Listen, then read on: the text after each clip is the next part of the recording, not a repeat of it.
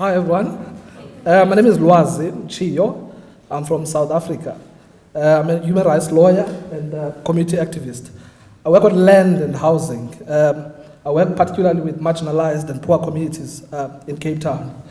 Basically, the people I work with are people who are fighting for justice, access to our cities, particularly well-located land. I think what I'm going to talk about is housing, which affects all of us.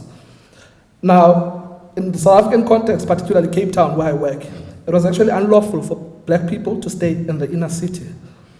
Now, we've inherited that legacy because the spatial patterns still continue in that particular manner. So the people I work with are domestic workers, dog walkers, cleaners, and so forth, and very recently, the lower middle class as well, because everyone's affected. Now, the strategies that we've employed to assist with access to the cities and the right to live in our cities are around litigation strategies. Litigation strategies, we provide legal support for the few that have already occupied to fight against unjust and unlawful evictions. The second one, in order to oil any machinery of resistance, you need rights education. You need to know what your rights are. So it's rights education, which is part of empowerment. The third one, which I think is very important, is policy work and research work, which informs our advocacy work. You need to know your game. Now, I'm going to talk a bit about gentrification, which I think everyone identifies with. Now, if you talk about gentrification, you're talking about the systematic exclusion and eviction of our people who already occupy in the cities, who get dispossessed of their houses. Now, this is a very strong anti-progressive force that is led by private property owners, by the private property sector.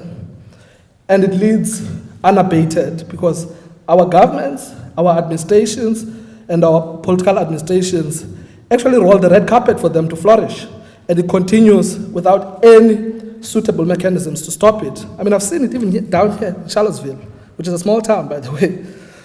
Now, this really invites all of us not to act in silos if we are going to fight gentrification effectively.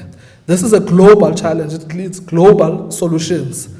Because if you're talking private property power, it goes beyond cities. It goes beyond towns. It comes as investments. It says it's investing in a different country, when in fact, it's hot there, it can't flourish anymore. It moves to a different country. So you need a well-coordinated force that is going to fight against it. For that matter, we don't even need to like each other to share our spaces, because this is about spatial justice for us to share spaces. And the irony around this is that the people who are rejected by our cities, who can't find space to live in our cities, are part of the workforce, are part of the people who keep our economies active.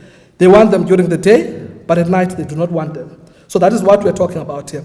So I think the approach that we need to all take is one of saying any kind of development that comes to our cities, that happens at the expense of the poor, the marginalized, and the ordinary, is not development. It's a criminal act that has been normalized against a people. I thank you.